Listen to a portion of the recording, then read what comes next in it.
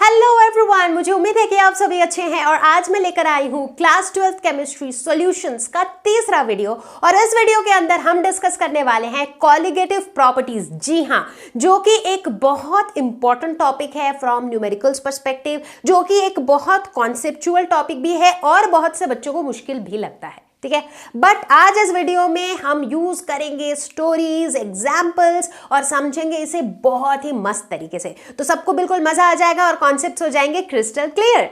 तो तैयार है सभी लोग? मैं हूं Roshni from Learno hub, the free learning platform, जहां पर आप फिजिक्स, केमिस्ट्री, मैथ्स, बायोलॉजी सब कुछ पढ़ सकते हो absolutely for free at learnohub.com. So are we all ready? Let's get started.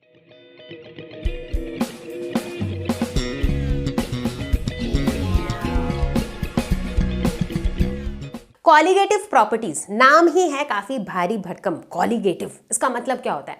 तो पहले तो वर्ड का ओरिजिन देखते हैं। कॉलिगेटिव वर्ड को अगर आप तोड़ो तो इसमें दो हिस्से हैं। को मतलब टुगेदर, लिगेटिव आया है एक वर्ड से जिसका मतलब होता है टू बाइंड, मतलब टू बाइंड टुगेदर, साथ में। ठीक है, तो कॉलिगेटिव प्रॉपर्टीज ऐसी प्रॉपर्टीज होती हैं जो डिपेंड करती है on the ratio of number of solute particles to the number of solvent particles. ध्यान से सुनना, ये ऐसे प्रॉपर्टीज हैं जो सॉल्यूट के नेचर पे डिपेंड नहीं करता है, जो डिपेंड करता है कि कितने सॉल्यूट पार्टिकल्स थे compared to the number of solvent particles, उस पे डिपेंड करता है। ठीक है, मतलब अगर मैं एक स्टोरी का एग्जाम्पल लूं तो लेट अस सपोज कि एक दुकान है। अब उस दुकान में बैठने वाला जो दुकानदार है वो कुछ भी किसी भी चीज का दुकान है, सामान बेच रहा है, तो कितने लोग उस दुकान में आके सामान खरीद रहे हैं उसके ऊपर डिपेंड करता है कि उस दुकानदार को कितना फायदा हो रहा है, कितना प्रॉफिट हो रहा है।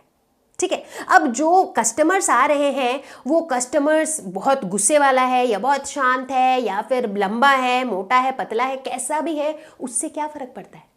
उस दुकानदार के प्रॉफिट को उससे कुछ फर्क नहीं पड़ता है। राइट, तो दुकानदार का जो प्रॉफिट है वो किस चीज पे डिपेंडेंट है? वो डिपेंडेंट है on the number of customers buying things. जितने लोग, नंबर ऑफ लोग जो सामान खरीद रहे हैं उसके ऊपर डिपेंडेंट है। ठीक उसी तरीके से कॉलिगेटिव प्रॉपर्टीज ऐसी प्रॉपर्टीज हैं जो सॉल्यूट पार्टिकल्स के नंबर पर डिपेंडेंट है। सॉल्यूट किस तरह का है, किस नेचर का है, उससे उसको कोई मतलब नहीं है। ठीक है, तो बच्चों कॉलिगेटिव प्रॉपर्टीज के अंदर हम 4 कॉलिगेटिव प्रॉपर्टीज को आज डिटेल में डिस्कस करेंगे।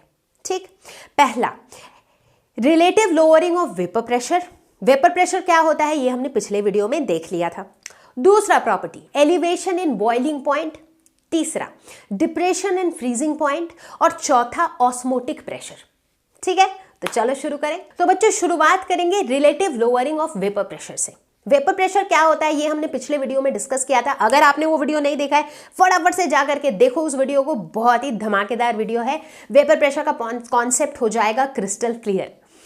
तो चलो देखते हैं कि यहां पर हम क्या डिस्कस करेंगे। तो भाई राउल्ट जो थे, जिन्होंने राउल्ट्स लॉ दिया था, उन्हीं राउल्ट्स ने ये भी कहा था कि जो लोअरिंग ऑफ वेपर प्रेशर है ये डिपेंड करता है on the number of solute particles. Solute particles कितने नंबर में है, कितनी संख्या में है, उस पर डिपेंड करता है, ना कि सॉल्यूट के नेचर पे।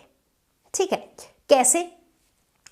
एक सिचुएशन लेते हैं। मान लो हमारे पास एक सिचुएशन है जहां पर प्योर सॉल्वेंट है।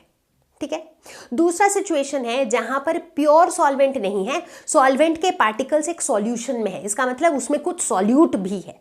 ठीक है, इन दोनों केसेस में मेरे वेपर प्रेशर में क्या चेंज आ रहा है? पहले केस में जब उस प्योर सॉल्वेंट है तो सरफेस पर सारे सॉल्वेंट के पार्टिकल्स हैं जो हाई एनर्जी में है, हीट करोगे तुरंत वेपराइज होंगे, वेपर प्रेशर ज्यादा होगा।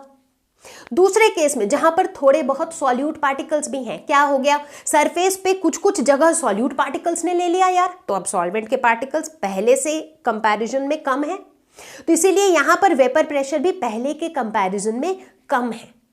तो बोलने का मतलब है कि सॉल्यूट का कॉन्सेंट्रेशन जैसे ही मैंने बढ़ा दिया सॉल्यूशन में, जब प्योर सॉल्वेंट था तो उसमें सॉल्यूट था ही नहीं, अब जब मैंने सॉल्यूट उसमें डाल दिया तो सॉल्यूट का कॉन्सेंट्रेशन बढ़ा दिया। जैसे ही नंबर ऑफ सॉल्यूट पार्टिकल्स बढ़ गए तो ओवरऑल मेरा वेपर प्रेशर क्या हो गया? डिक्रीज हो गया। इसीलिए हम बात कर रहे हैं लोअरिंग ऑफ वेपर प्रेशर की। समझ आ रही है बात? तो अगर मैं उन्हीं शॉपकीपर की बात करूं वापस से, अगर मैं स्टोरी में वापस जाऊं तो ये सिचुएशन कुछ ऐसा है कि यार उसके दुकान में ना लोगों की भीड़ तो बहुत हो रही है, ठीक है, बट अब उस क्राउड के अंदर बहुत सारे ऐसे बच्चे आ गए हैं दुकान में जिनके पास पैसे ही नहीं है। अब वो दुकान में तो घूम फिर रहे हैं, सामान देख रहे हैं, सामान उठा के बास्केट में डाल भी रहे हैं, लेकिन सामान वो खरीद नहीं पा रहे हैं क्योंकि उनके पास पैसे ही नहीं है। तो इसका मतलब ये जो बच्चे हैं ये सिर्फ दुकान का जो एरिया है उसी को कवर कर रहे हैं, राइट, बट वो एज सच उसके प्रॉफिट में कुछ कंट्रीब्यूट नहीं कर रहे हैं। इनफैक्ट काफ़ी ऐसे बच्चे हैं जो आ रहे हैं, पैसे लेके नहीं आ रहे हैं, ऊपर से वो अपने पेरेंट्स को बोल रहे हैं नहीं पापा यहाँ पर ये सामान अच्छा नहीं है, चलो दूसरे दुकान से लेंगे, और वो उनको भी लेके चले जा रहे हैं। तो बेसिकली क्या हो रहा है कि पहले जितने की सेल हो रही थी अब उससे भी कम की सेल हो रही है, क्योंकि इन बच्चों की वजह से एक तो उन्होंने जगह घेर लिया और उस चक्कर में ये काफ़ी लोगों को भगा दे रहे हैं। काफ़ी नए सारे कस्टमर्स आ रहे हैं तो उन्हें दिख रहा है कि यार ये तो जगह भरा हुआ है, हमारे लिए जगह ही नहीं है, तो जो पोटेंशियल बायर्स हैं वो आ ही नहीं पा रहे हैं, राइट। तो कुल मिला के कहानी कुछ यूं है कि इस सिचुएशन में हो क्या रहा है कि मेरा जो वेपर प्रेशर है भैया वो घट जा रहा है। तो चलो अब देखते हैं मैथमेटिकली। तो let us suppose initially situation कुछ ऐसा था और बाद में जाके लेटर सिचुएशन ऐसा हुआ। मतलब इनिशियली क्या था, मेरे पास सिर्फ सॉल्वेंट था, प्योर सॉल्वेंट, ठीक है, और लेटर से कि उस टाइम पर ये जो सॉल्वेंट था इसका जो वेपर प्रेशर था वो था P1 नॉट, ठीक है। प्योर सॉल्वेंट का जनरली हम नॉट लगा देते हैं वेपर प्रेशर डिनोट करने के लिए।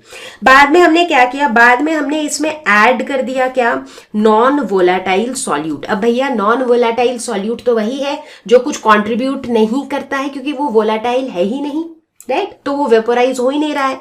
तो इस केस में लेट अस सपोज कि मेरा जो फाइनल वेपर प्रेशर है वो कितना हो जाएगा, P1, ठीक है। अब आप पूछोगे कि यहां पर फिर जो मेरा सॉल्वेंट था उसका वेपर प्रेशर चेंज क्यों हुआ, वो इसलिए हुआ क्योंकि देखो ना ये ऊपर का लेयर में अब सिर्फ ब्लू बॉल्स नहीं है, रेड बॉल्स ने भी इतना सारा जगह खा लिया है, राइट। तो सरफेस पर मेरे ब्लू बॉल्स कम है, अब चूंकि कम है तो वेपोराइज भी ये कम ही हो रहे हैं। देखो यहाँ पर सिर्फ 3 ही बॉल्स दिख रहे हैं, यहाँ पर 1 2 3 4 5 6 थे, है ना। तो यहाँ पर हमको साफ साफ ये दिख रहा है कि भाई वेपर प्रेशर मेरा रिड्यूस हो गया है, बट देखना ये है कि कितना रिड्यूस हुआ है, राइट। तो अब अगर मैं रिडक्शन की बात करूं, मतलब अगर मैं पूछूं कि भाई कितना रिड्यूस हुआ, तो उसे हम डेल्टा P1 से डिनोट कर सकते हैं। डेल्टा P1 क्या होगा, पहले जितना था विच वॉज P1 नॉट, और अभी कितना है विच इज P1, ठीक है। इतना लोअर हुआ है, इतना घटा है, इतना रिड्यूस हुआ है, ठीक है। इसको क्या लिख सकते हैं हम, यहां पर हेल्प लेंगे राउल्ट्स लॉ का, ठीक है। राउल्ट्स लॉ ने हमें क्या बताया था, राउल्ट्स लॉ बताता था कि जो P1 है this is equal to P1 not Chi1, right, कि मतलब ये जो वेपर प्रेशर है ये मोल फ्रैक्शन से डायरेक्टली प्रोपोर्शनल है, यही बताता है राउल्ट्स लॉ, है ना। तो बस वही लिखेंगे यहाँ पर हम, क्योंकि यहाँ पर मेरा सारा फोकस किस पे है, एक्सप्रेशन मुझे निकालना है, how do I calculate relative lowering of vapour pressure. So P1 not minus P1 की जगह हम लिख सकते हैं P1 नॉट Chi1, तो इसे हम फर्दर लिख सकते हैं P1 not into 1 minus Chi1, ठीक है। 1 माइनस Chi1 क्या हो जाएगा, अब यहाँ पे जो सॉल्यूशन है इसमें कितने कंपोनेंट्स हैं, 2 ही कंपोनेंट है 1 एंड 2, तो मतलब Chi1 plus Chi2 is equal to 1, यानी कि 1 माइनस Chi1 को हम लिख सकते हैं P1 नॉट Chi2। तो बच्चों ये जो वैल्यू हमने कैलकुलेट करी ये किसकी वैल्यू है, डेल्टा P1, यानी कि लोअरिंग ऑफ वेपर प्रेशर, कितना कम हुआ। बट मुझे कौन से वैल्यू पे इंटरेस्ट है, मुझे इंटरेस्ट है relative lowering of vapour pressure. तो लोअरिंग और रिलेटिव लोअरिंग में क्या फर्क है, रिलेटिव लोअरिंग मतलब कितना घटा with respect to, with relative to जो इनिशियल वैल्यू थी उसे हम कहते हैं रिलेटिव लोअरिंग। तो रिलेटिव लोअरिंग का मतलब हुआ delta P1 with respect to, with relative to initially जो वैल्यू थी, इनिशियली क्या थी P1 नॉट, ठीक है। तो चलो इसकी वैल्यू अब हम कैलकुलेट करेंगे, तो ये क्या हो जाएगा, देखो डेल्टा P1 की वैल्यू क्या है, ये है P1 नॉट बाई Chi2, तो इसको लिखेंगे P1 not by Chi2 divided by P1 not, तो ये कैंसिल हो जाएगा, तो ये क्या हो जाएगा Chi2। Chi2 मतलब मोल फ्रैक्शन ऑफ 2, यानी कि mole fraction of the solute. ये 2 किसके लिए है, Chi2 सॉल्यूट के लिए है यहां पर, ठीक है। तो ये जो Chi2 है इसको ध्यान देना है, ये क्या है, this is mole fraction of solute. तो भाई ये जो सॉल्यूट था ना, मतलब देखो ये साफ साफ मैथमेटिकली हमें बता रहा है कि ये जो वेपर प्रेशर की रिलेटिव लोअरिंग हो रही है ये किसके वजह से हो रही है, सॉल्यूट के मोल फ्रैक्शन से। तो बेस्ड ऑन कि तुमने कितना सॉल्यूट डाला डिपेंड करेगा कि तुम्हारा वेपर प्रेशर कितना कम हुआ। तो समझ में आया ये कॉलिगेटिव प्रॉपर्टी क्यों है, क्योंकि ये नंबर ऑफ सॉल्यूट पार्टिकल्स पे डिपेंड करता है, ठीक है। क्लियर हो गई बात। अब ये जो Chi2 है इसको हम क्या लिख सकते हैं, जब आप क्वेश्चन सॉल्व करोगे तो काम आएगा, मोल फ्रैक्शन मतलब number of moles of solute divided by number of moles of solute plus number of moles of solvent, ठीक है। क्लियर है। तो ये हमारा सबसे इंपॉर्टेंट रिलेशन था यहां पर, that is delta P1 by P1 not, यानी कि relative lowering of vapour pressure is equal to the mole fraction of the solute. This is super duper important. अब यहां पर हम बात करते हैं एक एक्सेप्शन केस की। अब मान लो मैं एक ऐसे सिचुएशन की बात कर रही हूं जहां पर जो मेरा सॉल्यूशन है वो बहुत डाइल्यूट सॉल्यूशन है। डाइल्यूट सॉल्यूशन का मतलब क्या होता है, डाइल्यूट क्या होता है, मतलब जिसमें आप पानी बहुत डाल देते हो, बेसिकली जिसमें आप सॉल्वेंट बहुत डाल देते हो। मतलब ऐसे सॉल्यूशन में जो हमारा सॉल्यूट का नंबर ऑफ मोल्स है वो number of moles of solvent के मुकाबले काफी कम है। यही मतलब होता है डाइल्यूट सॉल्यूशन का। तो डाइल्यूट सॉल्यूशन के केस में हम एक और अप्रोक्सीमेशन कर सकते हैं just to simplify our calculations, और वो ये है कि delta P1 by P1 not यानी कि relative lowering of vapour pressure जो कि Chi2 के बराबर है, इसको हम N2 divided by N1 plus N2 ना लिख के हम लिख सकते हैं N2 बाई N1। ऐसा क्यों, क्योंकि चूंकि N2 जो है वो N1 से बहुत छोटा है, इसका मतलब है N1 प्लस N2 जब हम करेंगे तो N1 इतना बड़ा है और उसके साथ में एक छोटा सा N2 है, तो इसको हम काइंड ऑफ नेग्लेक्ट कर सकते हैं। तो इसीलिए जो डिनोमिनेटर में N1 प्लस N2 था उसको हम सिर्फ N1 भी लिख सकते हैं if we are talking about a dilute solution.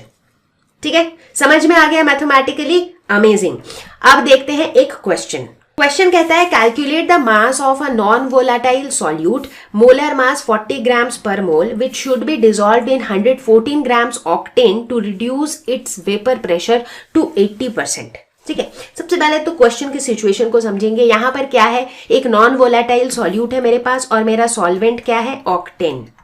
Octane मेरा सॉल्वेंट है। ऑक्टेन क्या होता है, याद करो ऑर्गेनिक केमिस्ट्री में पढ़ा था, एल्केन। ऑक्टेन, ऑक्ट मतलब 8, इसमें 8 कार्बन होंगे और एन है मतलब ये एल्केन है, तो हाइड्रोजन कितने होंगे, CnH2n+2 यानी कि 18, C8H18, ये है मेरा ऑक्टेन। ठीक है, ओके। अब यहां पर क्या दिया हुआ है, यहां पर दिया हुआ है कि इसका वेपर प्रेशर जो है इज रिड्यूस्ड टू 80%। ठीक है, तो मान लेते हैं कि इनिशियली, ये लेट्स से इनिशियल सिचुएशन है, तो लेट्स से इनिशियली जो मेरा वेपर प्रेशर था दैट इज P1 नॉट। ठीक है, लेटर बाद में जाके मेरा वेपर प्रेशर कितना हो गया, ये रिड्यूस हो गया और यहां पर जो मेरा वेपर प्रेशर है P1 वो कितना है, वो 80% ऑफ P1 नॉट है। ठीक है, यानी कि 0.80 ऑफ P1 नॉट। ठीक है, क्लियर है, ओके। अब आगे बढ़ेंगे, अब देखेंगे हम इनके बीच में हमने रिलेशन तो ऑलरेडी निकाला था, है कि नहीं। हमने क्या देखा था, हमने देखा था कि relative lowering of vapour pressure जो कि ये होता है डेल्टा P यानी कि lowering with relative to initially जो वैल्यू थी, दैट इज इक्वल टू क्या हो जाएगा, ये हो जाएगा डेल्टा P1 क्या होगा, पहले जो था माइनस अब जो हो गया है, डिवाइडेड बाय P1 नॉट। ठीक है, समझ आ रही है बात। अब देखो यहां पर हम क्या लिख सकते हैं, यहां पर हम लिख सकते हैं P1 नॉट माइनस P1 की जगह हम क्या लिख सकते हैं 0.8 P1, तो 0.8 P1 not divided by P1 not, तो इसे हम लिख सकते हैं 0.2 P1 not divided by P1 not, तो ये कैंसिल हो जाएगा, सो दिस इज 0.2। ठीक है, ये delta P1 by P1 not की वैल्यू निकल गई। लेकिन अभी अभी हमने जो एक्सप्रेशन निकाला था उस एक्सप्रेशन के हिसाब से, अभी अभी जो हमने देखा था मैथमेटिकली, उसके हिसाब से ये जो relative lowering of vapour pressure है that is equal to Chi2, यानी कि mole fraction of the solute. ठीक है, अब delta P1 by P1 not की वैल्यू तो हमने निकाल ली है 0.2, तो यानी कि हम कह सकते हैं कि 0.2 is equal to number of moles of solute. Number of moles of solute, not number of moles, mole fraction of solute, इसे हम कैसे निकाल सकते हैं, N2 that is number of moles of solute divided by number of moles of solute plus number of moles of solvent, ऐसे निकाल सकते हैं। ठीक है, अब मुझे किसकी जरूरत पड़ेगी, नंबर ऑफ मोल्स की जरूरत पड़ेगी। तो चलो यहां साइड में पहले नंबर ऑफ मोल्स निकाल लेते हैं। ठीक है, लेट अस से हम बात करते हैं सॉल्यूट की। तो सॉल्यूट का नंबर ऑफ मोल्स कितना होगा, given mass divided by molar मास। अब गिवन मास इज समथिंग जो मुझे कैलकुलेट करना है, तो लेट अस से उसे हम x मान लेते हैं, डिवाइडेड बाय मोलर मास कितना दिया हुआ है 40, तो N2 की वैल्यू हो जाएगी x/40। Number of moles of solvent की बात करते हैं। सॉल्वेंट यहां पर क्या है, ऑक्टेन, तो इसका गिवन मास कितना है 114 ग्राम्स, और इसका मोलर मास कितना होगा C8H18 है। ठीक है, तो इसका मोलर मास हम कैलकुलेट कर लेते हैं, C8H18 कार्बन का कितना है, कार्बन का होता है 12 इंटू 8 एटम्स है, हाइड्रोजन का होता है 1 इंटू 18 एटम्स है, तो ये हो जाएगा 96 प्लस 18 दैट इज 114।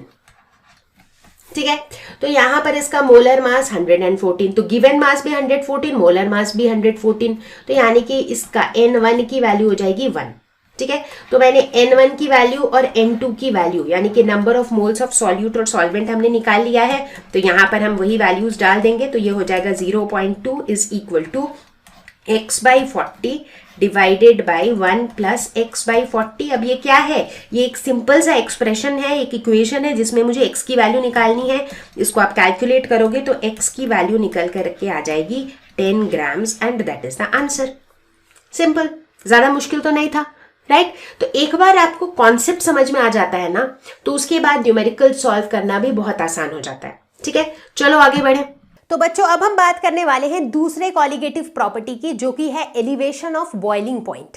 ठीक है, तो एलिवेशन ऑफ बॉइलिंग पॉइंट ये कहता है कि किसी भी सॉल्यूशन का जो बॉइलिंग पॉइंट होता है वो हमेशा ज्यादा होता है कंपेयर्ड टू प्योर सॉल्वेंट का बॉइलिंग पॉइंट। ठीक है, मतलब प्योर सॉल्वेंट, जैसे मान लो प्योर पानी है, उसका जो बॉइलिंग पॉइंट होगा, उसी पानी में अगर आप कुछ सॉल्यूट मिला के सॉल्यूशन बनाओगे तो उस सॉल्यूशन का जो बॉइलिंग पॉइंट होगा वो ज्यादा होगा। इसीलिए elevation of boiling point, elevation मतलब कोई चीज का एलिवेट हो जाना, बढ़ जाना। ठीक है, अब सवाल ये उठता है कि ऐसा क्यों होगा, बॉइलिंग पॉइंट बढ़ क्यों जाएगा? ठीक है, समझते हैं। सबसे पहले ये समझो कि कोई भी सब्सटेंस बॉयल कब होता है, कोई भी लिक्विड आपके पास अगर हो, वो बॉयल तब होता है जब उस लिक्विड का वेपर प्रेशर एटमॉस्फेरिक प्रेशर के बराबर हो जाता है। ये बात आपको ध्यान रखनी है, कोई भी लिक्विड बॉयल कब करता है, जब उसका वेपर प्रेशर एटमॉस्फेरिक प्रेशर के बराबर हो जाता है, तब वो बॉयल करने लगता है। ठीक, समझना है। लेट अस से ये लिक्विड का वेपर प्रेशर है और ये एटमॉस्फेरिक प्रेशर है, जब दोनों बराबर हो गए तो ये लिक्विड बॉयल करने लगेगा। ठीक है, अब मान लेते हैं कि मेरे पास एक प्योर सॉल्वेंट है। ठीक, उस प्योर सॉल्वेंट का लेट से बॉइलिंग पॉइंट क्या है, ये है, क्योंकि इस टेम्परेचर पर इसका वेपर प्रेशर एटमॉस्फेरिक प्रेशर के बराबर है। अब मैंने क्या किया, इस प्योर सॉल्वेंट में कुछ सॉल्यूट मिला दिया, तो क्या बन गया, सॉल्यूशन बन गया। लेकिन जैसे ही मैंने उसमें सॉल्यूट मिलाया तो क्या हुआ, उसका वेपर प्रेशर लोअर हो गया। अभी देखा था ना, lowering of vapour pressure, solute मिलाते ही वेपर प्रेशर क्या होता है, कम हो जाता है, तो इसका भी वेपर प्रेशर कम हो गया। लेकिन भैया इसका वेपर प्रेशर कम हो गया, तो यानी कि अब जो है, जिस टेम्परेचर में ये पहले बॉयल हो रहा था उस टेम्परेचर पे अब बॉयल नहीं हो रहा है, क्योंकि उस टेम्परेचर में तो अब इसका वेपर प्रेशर एटमॉस्फेरिक प्रेशर के बराबर है ही नहीं। इसका मतलब मुझे और टेम्परेचर बढ़ाना पड़ेगा, बढ़ाना पड़ेगा, बढ़ाना पड़ेगा, बढ़ाना पड़ेगा। फाइनली एक टेम्परेचर आएगा जहां पर इसका वेपर प्रेशर एटमॉस्फेरिक प्रेशर के बराबर होगा और जब वो बॉयल करेगा। इसका मतलब अब जो मेरा ये सॉल्यूशन है ये उसी टेम्परेचर पे बॉयल नहीं कर रहा है, अब मुझे इसे और हीट करना पड़ रहा है। तो यानी कि इसका जो वो बॉइलिंग पॉइंट है वो अब एलिवेट हो गया है, वो अब बढ़ गया है। राइट तो चलो मैथमेटिकली देखें। तो यहां पर भी देखते हैं बच्चों दोनों सिचुएशन। तो लेट अस से कि इनिशियली और बाद में बॉइलिंग पॉइंट कितना हो रहा है। लेट अस सपोज कि इनिशियली जब ये प्योर सॉल्वेंट था, देखो इसमें कोई सॉल्यूट नहीं है, तो जब ये प्योर सॉल्वेंट था तो उस केस में लेट अस सपोज इसका बॉइलिंग पॉइंट था TB नॉट। प्योर के लिए ना ये नॉट यूज करते हैं, याद रखो। बाद में जाके हमने क्या किया, इसके अंदर हमने सॉल्यूट ऐड कर दिया, तो इस केस में अब ये प्योर सॉल्वेंट नहीं है, अब ये सॉल्यूशन है, और अब इसका जो बॉइलिंग पॉइंट है ये हो गया TB। ठीक है, अब मुझे यहाँ क्या जानने में इंटरेस्ट है कि एलिवेशन इन बॉइलिंग पॉइंट कितना इंक्रीज हुआ बॉइलिंग पॉइंट। ठीक है, तो एलिवेशन को लेट से हम डिनोट करते हैं डेल्टा TB से। डेल्टा मतलब एनी चेंज, एनी डिफरेंस। तो डेल्टा TB कितना हो जाएगा, जो बाद में बॉइलिंग पॉइंट है माइनस जो पहले बॉइलिंग पॉइंट था, क्योंकि बाद वाला बॉइलिंग पॉइंट ज्यादा था, एलिवेट हो रहा है बॉइलिंग पॉइंट यहाँ पर। ठीक है, ओके। अब देखो एक्सपेरिमेंटली ऐसा पाया गया है कि ये जो चेंज इन बॉइलिंग पॉइंट है या फिर ये जो इंक्रीज इन बॉइलिंग पॉइंट है डेल्टा TB, ये डायरेक्टली प्रोपोर्शनल है M से। M क्या है, molal concentration of the solution. पढ़ा था ना मोलैरिटी, मोलालिटी, राइट। तो ये वही molal concentration of the solution है, मतलब मोलालिटी है उस सॉल्यूशन का। ठीक है, तो इससे हम एक एक्सप्रेशन लिख सकते हैं कि भाई हमको ना ये डायरेक्टली प्रोपोर्शनल नहीं चाहिए, इसको हम इक्वल टू में चेंज कर देंगे, यहां पर एक कांस्टेंट डाल देंगे। ठीक है, अब इस कांस्टेंट को हम क्या कहते हैं, ये जो KB है, इस KB को हम कहते हैं बॉइलिंग पॉइंट एलिवेशन कांस्टेंट, या फिर मोलल कांस्टेंट। ठीक है, यहां तक क्लियर है। तो ये हमारा एक इंपॉर्टेंट एक्सप्रेशन है कि एलिवेशन इन बॉइलिंग पॉइंट जो होता है that is equal to molal constant multiplied by molality. ठीक है, अब देखो ये आपको और किस तरीके से काम आ सकता है। अब देखो मोलालिटी जो है यहां पर, मोलालिटी यानी कि M, ये मोलालिटी क्या होता है, ये हमने पढ़ा था number of moles of solute divided bye क्या होता है, मोलालिटी। इसमें L है यानी कि लिक्विड यानी कि सॉल्वेंट, तो number of moles of solute divided by mass of solvent in kg। ठीक है, यही होता है। तो इसे हम क्या लिख सकते हैं, number of moles of solute. Solute के नंबर ऑफ मोल्स हम कैसे निकालेंगे, given mass of solute divided by molar mass of solute. Solute को हम 2 से ही रिप्रेजेंट कर रहे हैं। ठीक है, divided by mass of solvent. Solvent का मास हो जाएगा W1 इन kg। अब यहां पर लेटर सपोज कि मैंने W1 और W2 इन दोनों को लेट से मैंने ग्राम्स में लिया है, तो अगर यहां पर मुझे kg में चाहिए तो W1 डिवाइडेड बाय 1000 ये हो जाएगा। ठीक है, ये हो जाएगी M के लिए वैल्यू। अब इसी वैल्यू को अगर हम इस डेल्टा TB के एक्सप्रेशन में डालें तो मुझे क्या मिलेगा, मुझे मिलेगा delta TB is equal to KB into M, यानी कि KB into W2 into 1000 divided by M2 into W1। ये एक्सप्रेशन मुझे मिलेगा, राइट, क्योंकि मैंने क्या किया, स्मॉल m की जगह ये लिख दिया पूरा। तो अब W2 by M2 into 1000 by W1 ऐसे ही होगा, राइट। तो ये आ गया। अब देखो ये कैसे काम आएगा, जब हम न्यूमेरिकल सॉल्व करेंगे तो अब मान लो मेरे पास गिवन मास दिया हुआ हो सॉल्यूट सॉल्वेंट का, और अगर मेरे पास एलिवेशन इन बॉइलिंग पॉइंट दिया हुआ हो तो हम मोलर मास निकाल सकते हैं सॉल्यूट का। अगर मेरे पास मोलर मास दिया हुआ है और मुझे निकालना है कि भाई कितना सॉल्यूट मेरे पास दिया हुआ है, तो हम वो भी निकाल सकते हैं बाय फाइंडिंग आउट W2। तो बेसिकली इस एक्सप्रेशन में ना सारी वैल्यूज आपको दी हुई होंगी, कोई एक वैल्यू दिया हुआ नहीं होगा, वो आप निकाल सकते हो। ठीक है, तो ये आपका मैथमेटिकल एक्सप्रेशन है for elevation of boiling point. समझ आया? क्वेश्चन करेंगे। क्वेश्चन कहता है the boiling point of benzene is 353.23 kelvin when 1.80 grams of a non-volatile solute was dissolved in 90 grams of benzene. The boiling point is raised to 354.11 kelvin. ठीक है, तो boiling point पहले इतना था, अभी इतना हो गया है, देखो इंक्रीज हो गया है, 353.23 से 354.11 हो गया है। Calculate the molar mass of the solute. ठीक है, यानी कि मुझे M2 की वैल्यू निकालनी है। सॉल्यूट है तो उसको हम 2 से डिनोट करते हैं, है ना। ओके, अब देखो यहाँ पर एलिवेशन है वो कितना हो रहा है, delta TB increase in boiling point कितना है, 354.11 माइनस 353.23, ठीक है, विच इज 0.88। तो ये डेल्टा TB है। ओके, अभी तक हमने क्या पढ़ा कि एलिवेशन इन बॉइलिंग पॉइंट जो होता है that is equal to KB into M, जहां पर M मोलालिटी है, ठीक है। अब KB की वैल्यू भी यहां पर दी हुई है, राइट, तो इसीलिए यहां से हम आसानी से मोलालिटी की वैल्यू निकाल सकते हैं which will be 0.88 divided bye KB, और KB की वैल्यू है 2.53, ठीक है। ये केल्विन में दिया हुआ है, ये केल्विन kg पर मोल में दिया हुआ है, ठीक है। तो ये निकल के आ जाएगा कितना, so this will be 0.88 divided by 2.53 moles per kg,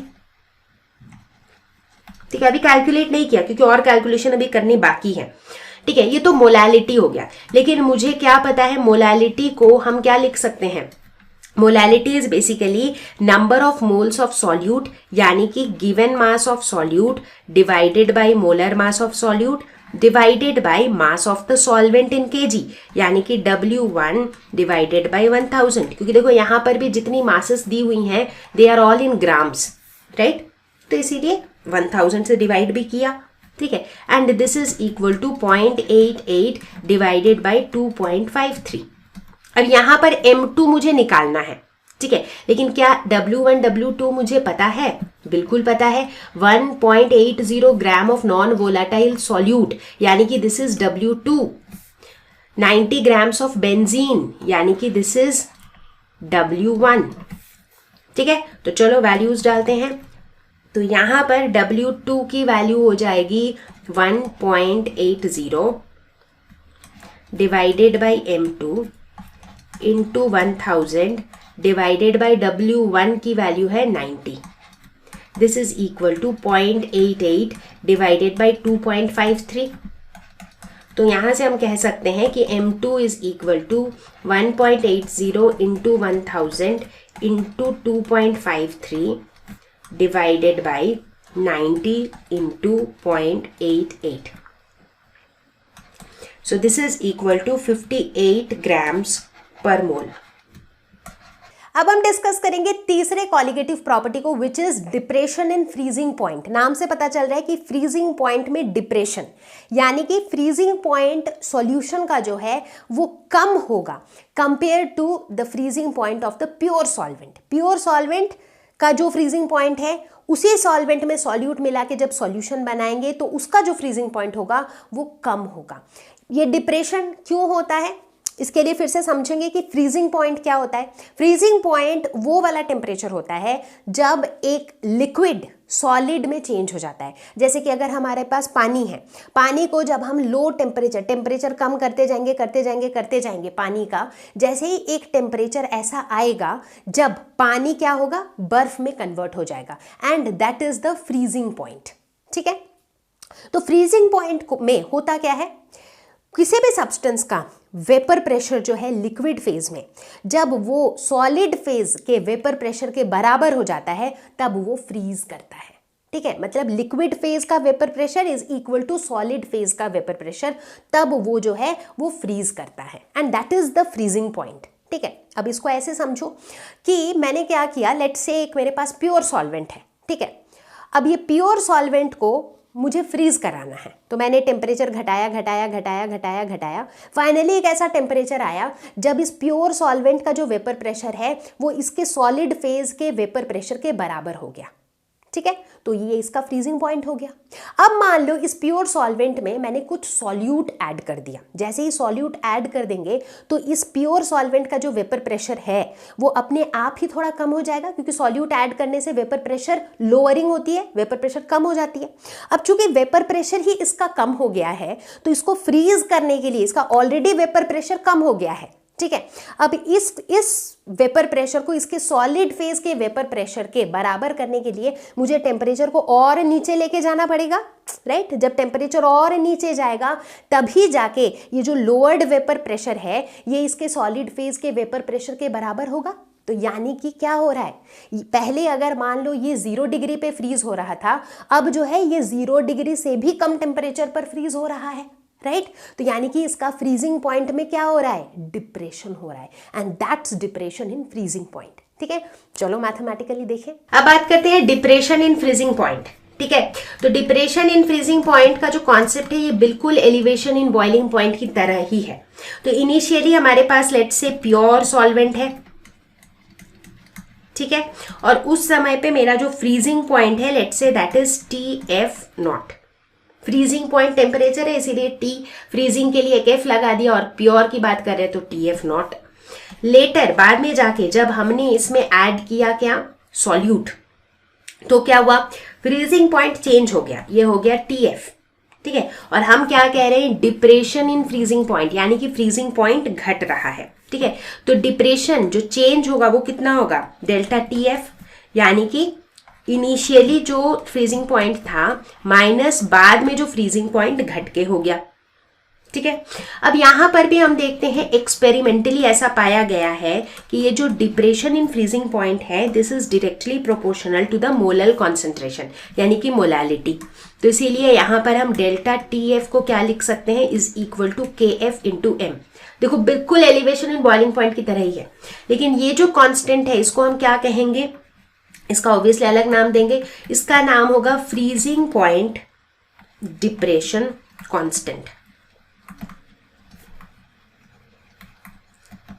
अब इसके कुछ नाम और भी हैं, जैसे इसको हम मोलल डिप्रेशन कांस्टेंट भी कहते हैं। जब बॉइलिंग पॉइंट एलिवेशन की बात की थी तो वहां पर हम इस KB को कहते थे मोलल कांस्टेंट, इसीलिए KF को डिफरेंट करने के लिए इसको हम कहते हैं मोलल डिप्रेशन कांस्टेंट। इसका एक नाम और है विच इज क्रायोस्कोपिक कांस्टेंट। अरे सारे नाम पता होने चाहिए, क्योंकि कई बार न्यूमेरिकल्स में मान लो आपको लिख दिया गया कि द क्रायोस्कोपिक कांस्टेंट इज इतना, आपको समझ ही नहीं आएगा कि क्रायोस्कोपिक कांस्टेंट होता क्या है, राइट। तो ये सारे जो नाम है ये सब KF के ही नाम है। ठीक है, अब अगर हम इस कांस्टेंट के यूनिट की बात करें, KF की अगर हम यूनिट की बात करें तो इसका यूनिट है केल्विन kg पर मोल। ठीक है, ओके। अब देखो यहाँ पर हम न्यूमेरिकल्स में इसको कैसे यूज कर सकते हैं, हालांकि कुछ खास बताने के लिए नहीं है क्योंकि एलिवेशन ऑफ बॉइलिंग पॉइंट हमने कर लिया है तो आपको ऑलरेडी आइडिया है, राइट। तो यहाँ पर हम क्या कर सकते हैं, ये जो मोलालिटी है इसको हम क्या लिख सकते हैं, number of moles of solute, यानी कि given mass of solute by molar mass of solute divided by the mass of solvent in kg है इसीलिए बाई 1000 कर देंगे, एज्यूमिंग कि W1 और W2 जो है वो हम ग्राम्स में ले रहे हैं। अब इसी वैल्यू को हम इस एक्सप्रेशन में रिप्लेस कर देंगे, तो मेरा डेल्टा TF जो है वो क्या हो जाएगा, KF इंटू W2 इंटू 1000, क्योंकि इसको हम क्या लिख सकते हैं, W2 into 1000 divided by W1 into M2। और ठीक पहले की तरह इस एक्सप्रेशन को यूज कर सकते हैं हम कोई भी वैल्यू निकालने के लिए। जैसे कुछ कांस्टेंट दिया हुआ है, W1 W2 दिया हुआ है, आप M2 निकाल सकते हो। कभी M2 दिया हुआ है, डेल्टा TF दिया हुआ है, W2 दिया हुआ है तो आप W1 निकाल सकते हो। तो बेसिकली इस एक्सप्रेशन के हेल्प से कोई भी वैल्यू अगर अननोन है तो उसको हम निकाल सकते हैं। कैसे, चलो एग्जाम्पल देखते हैं। उससे पहले ये जो कॉन्स्टेंट्स हमने दो डिस्कस किए, KF और KB, ठीक है, एक फ्रीजिंग पॉइंट डिप्रेशन का और एक बॉइलिंग पॉइंट का। ठीक है, ये दोनों कांस्टेंट की जो वैल्यू है it depends on the nature of the solvent. ये सॉल्वेंट के नेचर पे डिपेंड करता है, क्योंकि अभी तक हमने इन कांस्टेंट्स के बारे में कुछ खास डिस्कस नहीं किया, राइट। तो अब आप ऐसा सोच सकते हो कि यार KF और KB की वैल्यूज हम कैसे निकाल सकते हैं, क्योंकि ये तो सॉल्वेंट के नेचर पे डिपेंड करता है, राइट। इसका सॉल्यूट से कोई लेना देना नहीं है। तो KF और KB की जो वैल्यू है, आई होप कंफ्यूज नहीं हो रहे हो KF क्या है और KB क्या है। तो KB क्या है, बॉइलिंग पॉइंट एलिवेशन कांस्टेंट, जिसे हम मोलल कांस्टेंट भी कहते हैं। KF क्या है, फ्रीजिंग पॉइंट डिप्रेशन कांस्टेंट, जिसे हम मोलल डिप्रेशन कांस्टेंट भी कहते हैं। ठीक है। तो और इन्हें हम कैलकुलेट कैसे करते हैं, in terms of freezing point and boiling point. देखो R into M1 into TF², TF क्या हुआ, freezing point, right, divided by 1000 into delta H fusion. तो यहाँ पर R क्या है, गैस कांस्टेंट जिसकी वैल्यू कांस्टेंट रहती है। M1 है मोलर मास ऑफ सॉल्वेंट, क्योंकि देखो यहीं से पता चलता है कि ये जो कांस्टेंट्स है इनकी वैल्यू सॉल्वेंट पे डिपेंड करती है। TF freezing point of the pure solvent, TB boiling point of the pure solvent, और डेल्टा H फ्यूजन क्या है, enthalpy of fusion of the solvent. ठीक है, तो ये सारी चीजें जिसके ऊपर ये डिपेंड करती हैं, they are all of the solvent. इसीलिए KF KB की वैल्यू सॉल्वेंट के नेचर पे डिपेंड करती है, ना कि सॉल्यूट पे। ठीक है, this expression you can keep handy कि बाय चांस कोई न्यूमेरिकल ऐसा आ जाए जिसमें आपको इस एक्सप्रेशन का यूज करना पड़ जाए। ठीक है, चलो डिप्रेशन इन फ्रीजिंग पॉइंट का बच्चों एक बहुत ही मजेदार और इंटरेस्टिंग एग्जांपल देती हूं मैं। ठीक है, नॉर्मली हम सभी को पता है कि पानी बर्फ में फ्रीज किस टेम्परेचर पे करता है, 0 डिग्री पे, ये हम सभी को पता है। ठीक है, लेकिन आप नोटिस करोगे कि जो सी वाटर होता है, समुद्र का जो पानी होता है, वो 0 डिग्री के नीचे भी लिक्विड फॉर्म में ही रहता है, वो फ्रीज नहीं करता है 0 डिग्री के नीचे भी। ऐसा क्यों होता है? सी वाटर में क्या होता है, सॉल्ट। तो सी वाटर जो है वो प्योर वाटर नहीं होता है, प्योर सॉल्वेंट नहीं होता है, उसमें हमने एक सॉल्यूट मिलाया हुआ होता है, उसमें सॉल्ट मिला देते हैं। जैसे ही सॉल्ट मिला देते हैं तो उसका वेपर प्रेशर कम हो जाता है। एज ए रिजल्ट उसका जो फ्रीजिंग पॉइंट है, जिस पॉइंट पर वो फ्रीज करेगा, वो पॉइंट भी और कम हो जाता है। तो वो 0 डिग्री पे फ्रीज नहीं करता है, वो उससे भी कई कम टेम्परेचर पे जाके ही फ्रीज करता है। इसीलिए हम देखते हैं कि सी वाटर जो है वो 0 डिग्री के नीचे भी फ्रीज नहीं करता है। तो क्वेश्चन यहाँ पे कह रहा है कि 1 gram of a non electrolyte solute dissolved in 50 grams of benzene lowered the freezing point of benzene by 0.40 kelvin. ठीक है, तो यानी कि यहाँ पर फ्रीजिंग पॉइंट कितना कम हो गया, डेल्टा TF जो है that is 0.40 kelvin. Freezing point depression constant of benzene is 5.12 kelvin kg पर मोल, यानी कि ये किसकी वैल्यू है, ये KF कांस्टेंट की वैल्यू है। Find the molar mass of the solute, यानी कि मुझे क्या निकालना है, M2 की वैल्यू निकालनी है।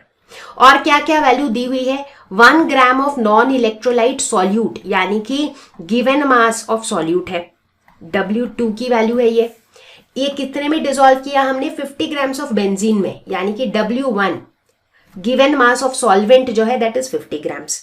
ठीक है, तो ये सारी चीजें हमारे पास दी हुई हैं। ओके, तो चलो अब हम एक्सप्रेशन को लिखते हैं। हमें क्या पता था कि delta TF is equal to KF into molality. The reason हम डायरेक्टली वो बड़े वाले एक्सप्रेशन को नहीं लिखते हैं is I don't want you to memorise that because it is not required. ठीक है, तो KF इंटू M हम लिख सकते हैं। अब मोलालिटी क्या होता है ये हम सभी को पता है। मोलालिटी क्या होता है, number of moles of solute that is given mass of solute divided by molar mass of solute. This entire thing divided by the mass of solvent in kg, यानी कि W1 divided by 1000, assuming कि ये जो given masses है they are in grams. Yes, and that is what it is. तो इसे हम लिख सकते हैं KF into W2 into 1000 divided by W1 into M2. ठीक है, तो अब यहां से हम लिख सकते हैं कि M2 की जो वैल्यू होगी that will be equal to KF into W2 into 1000 divided by W1 into delta TF। ठीक है, तो ये वैल्यूज डालते हैं। 5.12 इंटू W2 क्या है, 1 gram into 1000 divided by W1 क्या है, 50 ग्राम्स, और डेल्टा TF क्या है, 0.40। तो इसकी वैल्यू निकल के आ जाएगी 256 ग्राम्स पर मोल। तो ये हो जाएगा molar mass of the solute. तो प्यारे बच्चों, अब हम स्टार्ट करने वाले हैं हमारा चौथा कॉलिगेटिव प्रॉपर्टी जो कि है ऑस्मोटिक प्रेशर। ऑस्मोटिक प्रेशर को समझने के लिए हमें सबसे पहले समझना होगा ऑस्मोसिस। ऑस्मोसिस किसे कहते हैं? तो बच्चों, ऑस्मोसिस एक ऐसा फेनोमेनन होता है जिसके अंदर हम देखेंगे कि जो हमारा सॉल्वेंट पार्टिकल्स होता है उनकी मूवमेंट होती है। ठीक है। तो ये ऑस्मोसिस में हमारे पास एक मेम्ब्रेन होता है, एक समझ लो एक पर्दा होता है, नॉट एग्जैक्टली पर्दा बट समझ लो एक छलनी, जैसे हमारे पास चाय की छलनी होती है, राइट। आप चाय बना के उसमें छानते हो तो चाय पत्ती ऊपर रह जाती है लेकिन जो लिक्विड है वो पास हो जाता है, राइट। तो एक समझ लो इसी तरह का एक छलनी होता है जिसे हम सेमी परमिएबल मेम्ब्रेन कहते हैं। भारी भरकम सा नाम है फिर से। मेम्ब्रेन मतलब एक तरीके से एक वॉल समझो। सेमी परमिएबल मतलब सेमी मतलब आधा, परमिएबल मतलब परमिट करना, मतलब जो आधे चीजों को जाने देता है, आधे चीजों को परमिशन नहीं देता है, ठीक है। तो किन चीजों को परमिशन देता है? जो बहुत छोटे साइज के पार्टिकल्स हो, जैसे कि सॉल्वेंट के पार्टिकल्स। किसको जाने नहीं देता है? सॉल्यूट के पार्टिकल्स, जो स्लाइटली बड़े साइज के होते हैं जनरली, ठीक है। तो मतलब एक ऐसा सेटअप जहां पर एक सेमी परमिएबल मेम्ब्रेन हो बीच में, जो सिर्फ सॉल्वेंट के मॉलिक्यूल्स को जाने देता हो, और सॉल्वेंट के मॉलिक्यूल्स जो है वो एक ऐसे रीजन से मूव करेंगे जहां पर उनका कॉन्सेंट्रेशन अधिक है, मतलब जहां पर ज्यादा सॉल्वेंट है वहां से ये मूव करेंगे उस तरफ जहां पर कम सॉल्वेंट है, ठीक है। मतलब it is like let us suppose एक पार्टीशन बनी हुई है, एक तरफ है ऐसे लोग हैं जिनके पास, जो अमीर लोग हैं उनके पास बहुत पैसे हैं, दूसरी तरफ ऐसे लोग हैं जो बहुत गरीब है जिनके पास पैसे नहीं हैं। तो आइडियली कैसा होना चाहिए? तो ये जो मेम्ब्रेन है, बीच का जो वॉल है, ये सिर्फ पैसे को फ्लो करने देगा, इंसान को नहीं, पैसे को फ्लो करने देगा फ्रॉम अमीर टू गरीब, मतलब फ्रॉम ऐसा रीजन जहां पर पैसा बहुत ज्यादा है टू ऐसा रीजन जहां पर पैसा कम है, ठीक है। तो कुछ ऐसा ही यहां पर होगा कि सॉल्वेंट के पार्टिकल्स मूव करेंगे from region of its high concentration, जहां सॉल्वेंट का कॉन्सेंट्रेशन ज्यादा है, टू ऐसा रीजन जहां पर सॉल्वेंट का कॉन्सेंट्रेशन कम है। अब सवाल ये उठता है कि ये मूवमेंट कब तक होती रहेगी? जब तक दोनों तरफ का कॉन्सेंट्रेशन बराबर ना हो जाए, राइट। मतलब एक तरफ अमीर है एक तरफ गरीब है, पैसे का फ्लो भैया तब तक चलता रहेगा जब तक दोनों पार्टी बराबर रिच ना हो जाए। तो मतलब जो बहुत अमीर है वो थोड़े कम अमीर हो जाएंगे, जो गरीब है वो थोड़े अमीर हो जाएंगे, तो मतलब दोनों साइड जब बराबर हो जाएंगे तो ये पैसे का मूवमेंट रुक जाएगा, ठीक है। तो इसी फेनोमेनन को हम कहते हैं ऑस्मोसिस। जैसे ही हम ऑस्मोसिस की बात करते हैं, सोच के देखो कि क्या हमारे डे टू डे लाइफ में हमें कहीं पे ऑस्मोसिस देखने को मिलता है? बिल्कुल मिलता है। कभी नोटिस किया है जब घर में कोई बुके आता है या फिर आप बाहर से फूल का गुलदस्ता खरीद के लाते हो और उसे आप क्या करते हो, एक फ्लावर वास में पानी में उसको डाल के रख देते हो, उससे क्या होता है, जो फूल है वो जल्दी मुरझाते नहीं है, वो कई दिनों तक फ्रेश रहते हैं। ऐसा क्यों? या फिर कई बार ऐसा होता है हल्का सा मुरझाया हुआ फूल को भी अगर आप पानी में डाल दो तो वो वापस से थोड़ा खिला खिला सा हो जाता है। क्यों होता है ऐसा? यहाँ पर भी वही चीज होती है, जो पानी है वो जहां पर पानी ज्यादा है वहां से जहां पर पानी कम है उस डायरेक्शन में फ्लो करने लगता है, एंड एज अ रिजल्ट वो जो फूल या फिर वो जो स्टेम जिसके अंदर पानी बिल्कुल ड्राइड अप हो गया था, पानी ही नहीं था, उसमें थोड़ा सा पानी आ जाता है, एंड दैट्स हाउ वो थोड़ा सा लाइवली हो जाता है, ठीक है। So that's osmosis. अब बच्चों अक्सर ही ऐसा होता है कि बच्चे जो हैं वो ऑस्मोसिस और डिफ्यूजन में बहुत कंफ्यूज होते रहते हैं। बहुत लोगों को लगता है कि अच्छा ऐसा है कुछ, तो हमने डिफ्यूजन के बारे में भी पढ़ा था अपने जूनियर क्लासेस में। तो भैया वो कंफ्यूजन मैं यहीं के यहीं क्लियर कर देती हूँ। देखो ऑस्मोसिस क्या होता है? जिसमें स्पेसिफिक पार्टिकल्स की मूवमेंट होती है, यानी कि मूव कौन करता है? सिर्फ सॉल्वेंट के पार्टिकल्स ही मूव कर पाते हैं क्योंकि बीच में होता है एक सेमी परमिएबल मेम्ब्रेन। लेकिन जब हम डिफ्यूजन की बात करते हैं तो डिफ्यूजन उस फेनोमेनन को कहते हैं जहां पर पार्टिकल्स मूव करते हैं from region of high concentration to region of low concentration. ऐसा कुछ नहीं है कि सिर्फ सॉल्वेंट मूव करेंगे, ऐसा कुछ नहीं है कि सिर्फ सॉल्यूट मूव करेंगे। मतलब अगर मैं सेम सेटअप को लूं तो डिफ्यूजन के केस में क्या होगा, इधर से इधर एक सॉल्वेंट जो है, जहां सॉल्वेंट ज्यादा है वहां से जहां सॉल्वेंट कम है उस तरफ मूव करते रहेंगे। सॉल्यूट के जो पार्टिकल्स है वो भी मूव करते रहेंगे, जहां सॉल्यूट ज्यादा है वहां से मूव करेंगे, जहां सॉल्यूट कम है उस तरफ मूव करते रहेंगे, ठीक है। तो यहां पर क्या होता है कि नेट दोनों तरफ से मूवमेंट चल रही है, सॉल्यूट भी मूव कर रहे हैं सॉल्वेंट भी मूव कर रहे हैं, तो नेट मूवमेंट जिस तरफ हो रही है उसे हम कहते हैं कि नेट नेट डिफ्यूजन इस तरफ हो रहा है। मतलब अगर ज्यादा मूवमेंट सॉल्यूट की तरफ है तो हम कहेंगे कि भैया नेट नेट डिफ्यूजन राइट से लेफ्ट हो रही है, नेट नेट डिफ्यूजन लेफ्ट से राइट हो रही है, ठीक है। मतलब नेट मूवमेंट की बात करते हैं, बट एज सच यहां पर दोनों ही पार्टिकल्स मूव कर रहे होते हैं और यहां पर सेमी परमिएबल मेम्ब्रेन का कुछ काम नहीं होता है। तो ऑस्मोसिस समझ में आ गया, तो आई थिंक अब हम समझ सकते हैं कि what is osmotic pressure. Osmotic pressure एक ऐसा प्रेशर होता है जो सॉल्वेंट के इस मूवमेंट को जस्ट स्टॉप कर सकता है कि रुक जाओ, राइट कैसे स्टॉप करेगा? देखो ये सॉल्वेंट का मूवमेंट कैसा हो रहा था, लेट अस सपोज हमारे पास एक कंटेनर है, बीच में एक सेमी परमिएबल मेम्ब्रेन है, एक तरफ प्योर सॉल्वेंट है और दूसरी तरफ सॉल्यूशन है, ठीक है। मूवमेंट किसकी होने वाली है? सॉल्वेंट की। तो सॉल्वेंट किधर से किधर मूव करेगा? जहां पर सॉल्वेंट का हाई कॉन्सेंट्रेशन है। किधर सॉल्वेंट ज्यादा है? प्योर सॉल्वेंट में ऑब्वियसली, क्योंकि वहां तो सिर्फ सॉल्वेंट ही सॉल्वेंट है। तो मेरा जो सॉल्वेंट के पार्टिकल्स है वो प्योर सॉल्वेंट से सॉल्यूशन की तरफ मूव कर रहे हैं, toy toy toy toy movement चालू है। मुझे इस मूवमेंट को रोकना है। रोकने के लिए मैं क्या कर सकती हूँ? मैं एक प्रेशर लगा सकती हूँ दूसरे तरफ, मतलब सॉल्यूशन के साइड अगर मैं एक प्रेशर लगा दूं, ऑपोजिंग प्रेशर, तो क्या होगा? मेरा ये जो मूवमेंट है सॉल्वेंट का वो जस्ट स्टॉप हो, मतलब उतना ही प्रेशर लगाओ कि ये जो मूवमेंट हो रहा है ना सॉल्वेंट का वो बस स्टॉप हो जाए। तो वो मिनिमम प्रेशर जो है that is called osmotic pressure. तो ऑस्मोटिक प्रेशर जो है ये डिपेंड करता है किस पे? सॉल्यूशन के कॉन्सेंट्रेशन पे, मतलब कितना प्रेशर मुझे लगाना है। How do I decide that? वो डिसाइड करूंगी मैं बेस्ड ऑन कि उस सॉल्यूशन का कॉन्सेंट्रेशन कितना है, क्योंकि सॉल्यूशन का जो कॉन्सेंट्रेशन होगा वो मुझे बताएगा कि भैया कितने सॉल्वेंट मॉलिक्यूल्स मूव करेंगे या कब तक मूव करेंगे, right. So based on the concentration of the solution हम डिसाइड करेंगे कि कितना प्रेशर लगाना है ताकि सॉल्वेंट का जो मूवमेंट है वो जस्ट रुक जाए, एंड दैट्स ऑस्मोटिक प्रेशर। तो मैथमेटिकली अगर हम बात करें तो ऑस्मोटिक प्रेशर को हम डिनोट करते हैं कैपिटल पाई से, ठीक है। जैसे हम लिखते हैं स्मॉल पाई इस तरीके से, ऐसे ही कैपिटल पाई हम ऐसे लिखते हैं, इसे कैपिटल पाई से डिनोट करते हैं। और हम ये देखते हैं कि osmotic pressure that is capital pi ये डायरेक्टली प्रोपोर्शनल है मोलैरिटी से, not molality, this is molarity, ठीक है। और मोलैरिटी को यहां पर हम डिनोट करते हैं कैपिटल सी से, ठीक है। और यहां पर सिर्फ मोलैरिटी ही नहीं, इसमें टेम्परेचर का भी रोल होता है। सो बेसिकली ऑस्मोटिक प्रेशर का जो एक्सप्रेशन होता है that is equal to CRT, जहां पर C क्या है? मोलैरिटी है, R है गैस कांस्टेंट और T है temperature. So this is how we calculate osmotic pressure, ठीक है।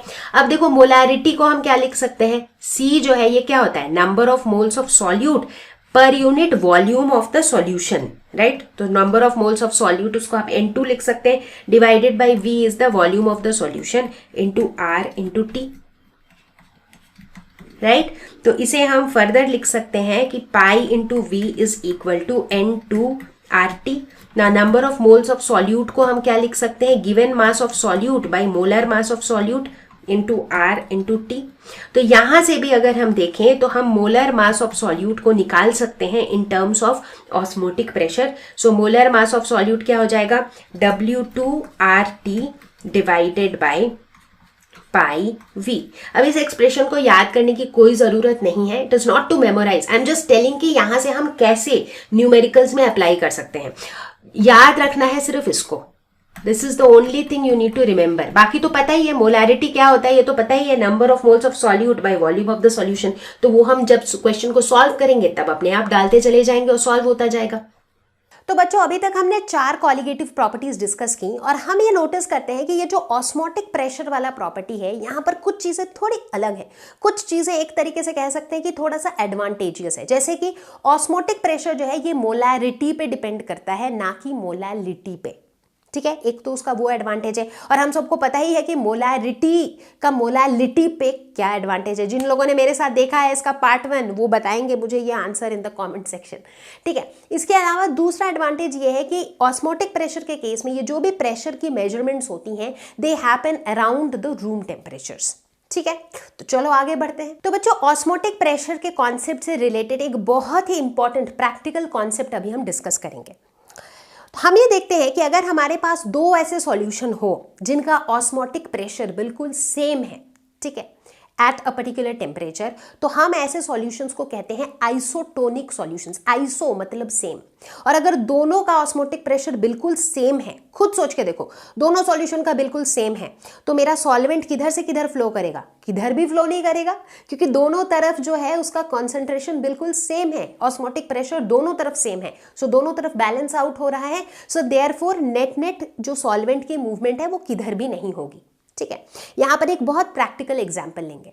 आप लोगों ने सुना होगा राइट कि बहुत बार जैसे लोगों की तबीयत खराब हो जाती है, डिहाइड्रेशन हो जाता है, तो हॉस्पिटल में एडमिट हो जाते हैं और उन्हें पानी चढ़ाया जाता है, ऐसे ही कहते हैं हम, सलाइन वाटर का ड्रिप दिया जाता है, राइट, इंट्रावीनस इंजेक्शन के थ्रू जो है नमक का पानी बॉडी के अंदर भेजते हैं, राइट। क्या होता है तो बहुत अच्छे से समझो। देखो, ऐसे ही अगर हम बॉडी के अंदर पानी भेज देंगे तो हमारे सेल्स के अंदर अगर पानी घुस जाएगा तो क्या हो जाएगा, सेल्स स्वेल अप हो जाएंगे, दिक्कत आ जाएगी, राइट।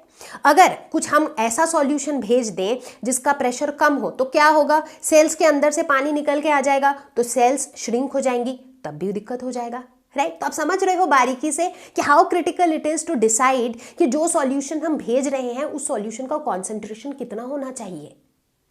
तो हम क्या करते हैं कि जो हमारे ब्लड सेल्स हैं उसके अंदर जो फ्लूइड है, राइट, उस फ्लूइड का जो कॉन्सेंट्रेशन है, उस फ्लूइड का जो ऑस्मोटिक प्रेशर है, उसी के इक्विवेलेंट ऑस्मोटिक प्रेशर का सॉल्ट सॉल्यूशन हम भेजते हैं। तो उसी के इक्विवेलेंट प्रेशर का जो सॉल्ट सॉल्यूशन होता है दैट इज 0.9% सॉल्ट सॉल्यूशन। मतलब सॉल्ट सॉल्यूशन हमें एग्जैक्टली 0.9% कॉन्सेंट्रेशन का ही भेजना है। अगर इतने कॉन्सेंट्रेशन का भेजेंगे तो क्या होगा कि ब्लड वेसल के अंदर जो फ्लूइड है उसका ऑस्मोटिक प्रेशर और ये 0.9% सॉल्ट सॉल्यूशन या सैलाइन सॉल्यूशन का ऑस्मोटिक प्रेशर सेम है। तो ऐसे केस में ना तो सेल्स के अंदर से पानी निकल के आएगा, ना ही बाहर से पानी सेल्स के अंदर घुसेगा। So this is an example of isotonic solution, ठीक है। लेकिन मान लो ऐसा हुआ कि हमने जो सॉल्यूशन भेजा, जो सैलाइन सॉल्यूशन भेजा, उसका जो कॉन्सेंट्रेशन है वो 0.9% से ज्यादा है। तो इसका मतलब इसका जो सॉल्यूशन का कॉन्सेंट्रेशन ज्यादा है, मतलब इस सॉल्यूशन में सॉल्ट ज्यादा है। कभी भी हम सॉल्यूशन का कॉन्सेंट्रेशन बोलते हैं मतलब उस सॉल्यूशन में जो सॉल्यूट है उसका कॉन्सेंट्रेशन ज्यादा है, ठीक है। सॉल्यूट का कॉन्सेंट्रेशन ज्यादा है। तो अब मुझे ये बताओ कि सॉल्वेंट किधर से किधर फ्लो करेगा, पानी किधर से किधर फ्लो करेगा, जिधर पानी ज्यादा है, राइट। तो अगर जो पानी मैंने भेजा उसमें सॉल्ट ज्यादा है मतलब उसमें पानी कम है कंपैरेटिवली, तो पानी ज्यादा ब्लड सेल्स के अंदर है, तो ऐसे केस में पानी कहां से कहां फ्लो करने लगेगा, ब्लड सेल्स के अंदर से बाहर की तरफ फ्लो करने लगेगा। तो ब्लड सेल्स क्या हो जाएंगे, ये श्रिंक हो जाएंगे। बात समझ में आई। तो ऐसे केस में मेरे ब्लड सेल्स श्रिंक हो जाएंगे और इस तरह के सॉल्यूशन को हम कहेंगे हाइपरटोनिक सॉल्यूशन, ठीक है। हाइपर मतलब ज्यादा, हाइपरटोनिक सॉल्यूशन क्यों, क्योंकि इस सॉल्यूशन का जो सॉल्यूट का कॉन्सेंट्रेशन था वो ज्यादा था, that is why it is hypertonic solution. अब इसका उल्टा केस भी हो सकता था। ऐसा भी हो सकता है कि जो सैलाइन सॉल्यूशन हम भेज रहे हैं उसका जो कॉन्सेंट्रेशन है वो 0.9% से कम है, यानी कि उसका जो सॉल्यूट का जो कॉन्सेंट्रेशन होना चाहिए था उससे कम है उसमें सॉल्यूट का कॉन्सेंट्रेशन। तो यानी कि इस केस में मेरे सॉल्वेंट का मूवमेंट किधर से किधर होगा, फ्लूइड का मूवमेंट किधर से किधर होगा, बाहर से ब्लड सेल्स की अंदर। यानी कि यहां पर मेरे जो सेल्स हैं वो स्वेल अप कर जाएंगे, राइट। यहाँ पर सेल्स मेरे स्वोलन हो जाएंगे और इस तरह के सॉल्यूशंस को हम कहेंगे हाइपोटोनिक सॉल्यूशंस, ठीक है। तो यहां पर हमने 3 तरह के सॉल्यूशंस की बात की, isotonic solutions, hypertonic solution and hypotonic solutions. तो चलो देखते हैं एक problem on osmosis. 200 centimetre cube of an aqueous solution of a protein contains 1.26 gram of protein, ठीक है। यानी कि इस प्रोटीन का सॉल्यूशन है जिसमें 1.26 ग्राम ऑफ प्रोटीन है। तो ये 1.26 ग्राम क्या है, ये given mass of the solute है, तो ये W2 की वैल्यू है, ठीक है। और 200 centimetre cube of the solution यानी कि ये क्या है, ये वॉल्यूम ऑफ द सॉल्यूशन है। The osmotic pressure of such a solution at 300 kelvin, ये टेम्परेचर है, इज 2.57 इंटू 10⁻³ बार, यानी कि ये वैल्यू किसकी है, पाई की, that is osmotic pressure. Calculate molar mass of the protein, protein जो कि मेरा सॉल्यूट है इसका मोलर मास निकालना है, यानी कि M2 की वैल्यू निकालनी है। तो थोड़ी देर पहले हमने क्या देखा कि ऑस्मोटिक प्रेशर पाई जो होता है that is equal to CRT, जहां पर C क्या है, C is molarity, that is number of moles of solute, यानी कि given mass of solute by molar mass of solute divided by volume of the solution which is V, ठीक है। और ये वॉल्यूम ऑफ द सॉल्यूशन किसमें, इन litres, this into R into T, ठीक है। अब अगर हम इसे देखें तो ये जो सारी वैल्यूज हैं ये सारी वैल्यूज हमारे पास दी हुई हैं। वॉल्यूम ऑफ द सॉल्यूशन जो 200 सेंटीमीटर क्यूब है इसको हम लीटर में अगर चेंज करें तो इट विल बी 0.2 लीटर्स, ठीक है। तो अब ये सारी वैल्यूज डाल देते हैं। W2 की वैल्यू है 1.26 divided by M2 is something जो हमें कैलकुलेट करना है, इनटू R की वैल्यू कांस्टेंट होती है, सो R is 0.083 litre bar mole inverse kelvin inverse, ठीक है, इनटू T की वैल्यू है 300 केल्विन डिवाइडेड बाय वॉल्यूम कितना है 0.2 लीटर्स, ठीक है, और ये पाई की वैल्यू दी हुई है 2.57 इंटू 10 टू द पावर -3। तो बेसिकली देखो सारी वैल्यूज दी हुई हैं, सिर्फ M2 नहीं पता है, तो इसे जब हम कैलकुलेट करेंगे तो M2 की वैल्यू निकल के आएगी 61022 ग्राम्स पर मोल। तो कैलकुलेशन जो है वो आप खुद से कर सकते हो। I am mostly trying to guide you on the approach to solve the question, ठीक है। तो कैलकुलेशन आप खुद से कर लो, अगर कोई मिस्टेक्स भी रही तो you can rectify them on the calculation part, ठीक है। तो ये था ऑस्मोसिस का प्रॉब्लम। तो बच्चों ऑस्मोसिस समझ में आ गया। अब हम ऑस्मोसिस से ही रिलेटेड एक कॉन्सेप्ट समझेंगे which is called reverse osmosis. और रिवर्स ऑस्मोसिस जिसे हम शॉर्ट फॉर्म में कहते हैं आरओ, ये आरओ जो है ये एक बहुत ही ऐसा इंपॉर्टेंट कॉन्सेप्ट है जो हमारे डे टू डे लाइफ में बहुत काम आता है। इनफैक्ट अगर आपके घर में वाटर प्यूरिफायर हो तो आपने ये टर्म सुना होगा आरओ, घर पे आरओ लगा हुआ है, right. So what is this reverse osmosis? तो रिवर्स ऑस्मोसिस में क्या होता है, अभी अभी हमने क्या देखा, ऑस्मोसिस में क्या होता है कि मेरा सॉल्वेंट का पार्टिकल जो है अपने हाई कॉन्सेंट्रेशन से लो कॉन्सेंट्रेशन की तरफ मूव करता है, ठीक है। मैंने कहा कि अगर मुझे इस सॉल्वेंट के मूवमेंट को रोकना है तो मैं क्या करूंगी, एक प्रेशर लगाऊंगी जिसे हम ऑस्मोटिक प्रेशर कहते हैं। और ऑस्मोटिक प्रेशर उतना ही प्रेशर होता है जिससे ये सॉल्वेंट का मूवमेंट सिर्फ रुक जाए। अब मान लो अगर मैं ये प्रेशर को इंक्रीज करती रहूं, ज्यादा प्रेशर लगाऊं, तो क्या होगा, सॉल्वेंट का मूवमेंट पहले तो रुक जाएगा, बट उसके बावजूद भी आप अगर इधर प्रेशर लगाओगे तो उल्टे डायरेक्शन में सॉल्वेंट मूव करने लग जाएगा, है कि नहीं। पहले क्या हो रहा था कि मेरे सॉल्वेंट के पार्टिकल सॉल्वेंट साइड से सॉल्यूशन साइड में मूव कर रहे थे, ठीक है। फिर मैंने ऑस्मोटिक प्रेशर लगाया, उतना लगाया जिससे ये मूवमेंट स्टॉप हो जाए, ठीक है, स्टॉप हो गया। उससे भी ज्यादा प्रेशर लगा दिया, अब क्या होगा, मूवमेंट उल्टे डायरेक्शन में शुरू हो जाएगी, यानी कि जो मेरा सॉल्वेंट है वो सॉल्यूशन वाले साइड से प्योर सॉल्वेंट वाले साइड में मूव करने लग जाएगी, राइट। तो सोच के देखो इससे होगा क्या, इससे होगा ये कि इधर से सॉल्यूशन वाले साइड से वाटर जो है, साफ पानी जो है वो निकलता चला जाएगा प्योर सॉल्वेंट की तरफ, राइट। तो मेरा वाटर क्या हो रहा है, एक तरीके से प्यूरिफाई हो रहा है। एंड रिवर्स ऑस्मोसिस का this is one of the greatest practical utility कि ये डीसैलिनेशन ऑफ वाटर के काम आता है, मतलब वाटर में से सॉल्ट को हटाने के काम आता है, वाटर में से गंदगी को हटाने के काम आता है। तो चलो देखते हैं एक क्वेश्चन। अभी तक हमने चारों के चारों कॉलिगेटिव प्रॉपर्टीज पढ़ लिए हैं और उन्हीं के ऊपर बेस्ड करके है ये question. Two elements A and B form compounds having formula AB2 and AB4. When dissolved in 20 grams of benzene, 1 gram of AB2 lowers the freezing point by 2.3 Kelvin, whereas 1 gram of AB4 lowers the freezing point by 1.3 Kelvin. तो यहाँ पर हम दो चीजों की बात कर रहे हैं, एक AB2 और दूसरा AB4, ठीक है। तो यहां पर हम देख रहे हैं हम AB2 कितना ले रहे हैं, ये हम ले रहे हैं 1 gram of AB2 in 20 grams of benzene, और ये हम कितना ले रहे हैं 1 gram of AB4 in 20 gram of benzene, ठीक है। उससे कितना लोअर हो रहा है, मतलब डेल्टा TF जो है उसकी वैल्यू इस केस में है 2.3 केल्विन और डेल्टा TF की वैल्यू इस केस में है 1.3 केल्विन, ठीक। Molar depression constant for benzene is 5.1 kelvin kg पर मोल। तो ये किसकी वैल्यू है, this is the value for KF, molar depression constant, ठीक है।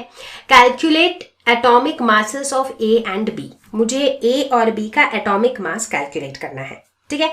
तो यहां पर हम कैसे शुरुआत करेंगे, तो शुरुआत हम करेंगे उसी से जो हमें पता है, जैसे कि हमें कौन कौन सी चीजें पता है, हमें एक रिलेशनशिप पता है कि delta TF is equal to KF into molality, ये रिलेशन हमें पता है।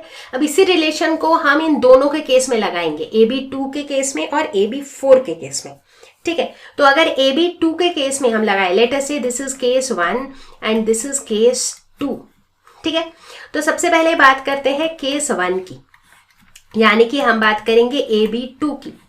तो Ab2 के केस में अगर हमें डेल्टा TF की वैल्यू पता है, KF की वैल्यू पता है, तो फिर M की वैल्यू क्या हो जाएगी, मोलालिटी क्या हो जाएगी, ये हो जाएगी delta TF divided by KF, that is 5.1। ठीक है, अब ये मोलालिटी होता क्या है, molality number of moles of solute divided by mass of solvent. अब देखो number of moles of solute कैसे निकालेंगे हम, ये क्या है W2, right. Given mass of solute that is number of moles of solute निकालने के लिए given mass of solute divided by molar mass of solute, let's say which is M1। ठीक है, this entire thing divided by mass of the solvent जो कि दिया हुआ है 20 ग्राम्स, तो ये हो जाएगा 20 डिवाइडेड बाय 1000 क्योंकि मास हम केजी में लेते हैं। So this is equal to 2.3 divided by 5.1। ठीक है, तो इसे जब हम सॉल्व करेंगे तो इसको सॉल्व करने के बाद मुझे क्या मिलेगा, यहां से मुझे मिलेगा M1 की value which is 110.87 grams per मोल। ये M1 क्या है, ये है molar mass of the solute, लेकिन मुझे निकालना क्या है, atomic mass of A and B। मुझे A और B का एटॉमिक मास निकालना है। ठीक है, तो अभी ये हमने निकाला M1 which is what, which is molar mass of the solute. ठीक है, ठीक इसी तरीके से यहां अब हम आते हैं केस 2 पे। तो केस 2 इज AB4। ठीक है, अब देखते हैं AB4 के केस में। तो AB4 के केस में भी सेम चीज होगी, molality will be equal to delta TF which is 1.3 kelvin divided by KF which is 5.1। Molality क्या हो जाएगी, number of moles of solute, solute यहां पर यही है 1 grams, so that means 1 gram of solute divided by molar mass of solute. So let's say M2 ले लेते हैं उसको, मोलर मास ऑफ सॉल्यूट को। ठीक है, डिवाइडेड बाय क्या हो जाएगा, mass of the solvent that is 20 grams divided by 1000। So this is equal to 1.3 divided by 5.1। Answer अलग आएगा क्योंकि यहां पर जो डेल्टा TF की वैल्यू है वो अलग है, पहले 2.3 थी अभी 1.3 है। तो इसे जब हम कैलकुलेट करते हैं तो हमें M2 की वैल्यू मिलती है विच इज 196.15 ग्राम्स पर मोल।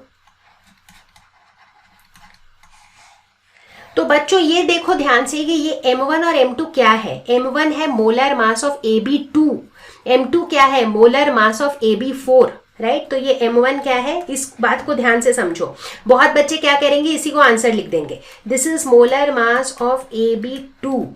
ये M2 क्या है, this is molar mass of AB4। But मुझे क्या निकालना है, मुझे तो निकालना है atomic mass of A and B। ठीक है, अब कैसे निकालेंगे, देखो यहां पर अब हम एक बहुत ही सिंपल एंड इंटरेस्टिंग ट्रिक लगाएंगे। ठीक है, मोलर मास ऑफ AB2 कितना होना चाहिए, कैसे निकालेंगे हम AB2 का molar mass. Let us suppose कि A का एटॉमिक मास है स्मॉल a। ठीक है, लेट अस से A का एटॉमिक मास जो है वो कितना है, स्मॉल a। B का एटॉमिक मास है स्मॉल b। ठीक है, ये मैंने मान लिया। तो AB2 का मोलर मास उस लॉजिक के हिसाब से कितना होना चाहिए, A+2B।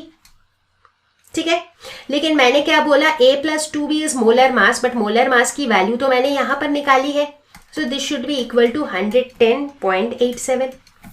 ठीक उसी तरीके से अगर मैं AB4 की बात करूं, अगर मैं मान लूं कि A का molar mass is small a, B का मोलर मास, B का atomic mass is small b, तो AB4 का मोलर मास होगा A+4B, और इसकी वैल्यू मैंने यहां पर ऑलरेडी कैलकुलेट कर रखी है, molar mass which is 196.15।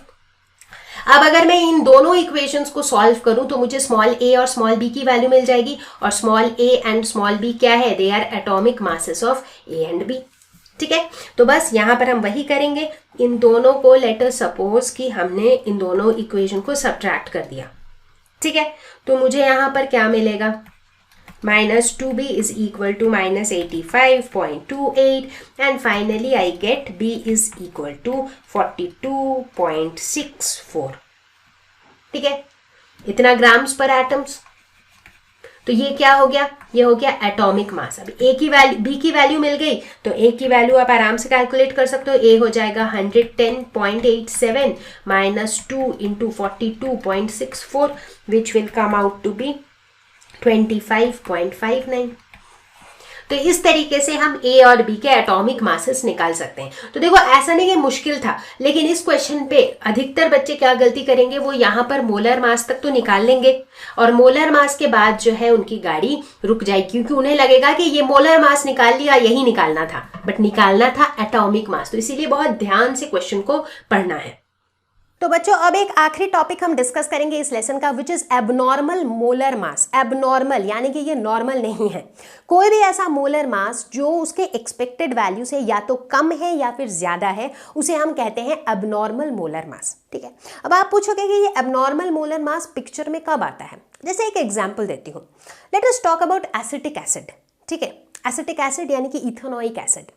Acetic acid और बेंजीन का अगर हम सॉल्यूशन देखें, इन दोनों का कॉम्बो अगर हम देखें, तो हम देखते हैं कि एसिटिक एसिड जो है बेंजीन में जाकर के हमेशा डाइमर बनाता है, मतलब दो एसिटिक एसिड जो है साथ में मिलकर के एक यूनिट बना देता है। डाइमर मतलब दो मोनोमर मिलके बनाते हैं डाइमर। तो देखो स्ट्रक्चर को, इसमें देखो दो एसिटिक एसिड के यूनिट्स हैं। ठीक है, तो चूंकि ये डाइमर्स बनाता है तो होता क्या है कि जो नंबर ऑफ मॉलिक्यूल्स हम कैलकुलेशन के हिसाब से एक्सपेक्ट करते हैं और जो नंबर ऑफ मॉलिक्यूल्स एक्चुअली में हमें मिलता है, उनमें फर्क होता है, क्योंकि ये डाइमर्स बना लेता है। तो बेसिकली दो यूनिट ने मिलकर के एक बना दिया है पार्टिकल, राइट। तो उसमें डिस्क्रिपेंसीज आती है and that is where this abnormal molar mass comes into picture. तो इस प्रॉब्लम का सॉल्यूशन निकालने के लिए वैन टॉफ ने निकाला एक फैक्टर जिसे हम डिनोट करते हैं स्मॉल आई से, और उसे हम कहते हैं वैन टॉफ फैक्टर, क्योंकि वैन टॉफ ने निकाला है। ठीक है, तो इस फैक्टर का काम ही ये होता है कि ये हमें ये बताता है कि कितना एक्सटेंट, मतलब एसोसिएट या डिसोशिएट अगर हो रहा है कोई भी मॉलिक्यूल, तो किस एक्सटेंट तक हो रहा है। तो इसे मैथमेटिकली हम कैसे डिफाइन करते हैं, आई की जो वैल्यू होती है, वैन टॉफ फैक्टर की जो वैल्यू होती है, that is equal to normal molar mass by abnormal molar mass. अभी मैंने एबनॉर्मेलिटी की बात की थी, कुछ ऐसे इंस्टेंसेस आते हैं जब जितना होना चाहिए उतना नहीं होता है, right. So normal by abnormal जो रेशियो है that is van't Hoff factor. अगर कॉलिगेटिव प्रॉपर्टीज के टर्म्स में बात करो तो observed colligative property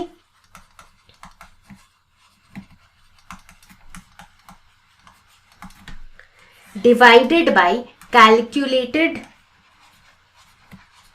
colligative property. अगर हम बात करें नंबर ऑफ मोल्स के टर्म्स में डिसोसिएशन के बाद और डिसोसिएशन से पहले, तो हम कह सकते हैं total number of moles of particles after dissociation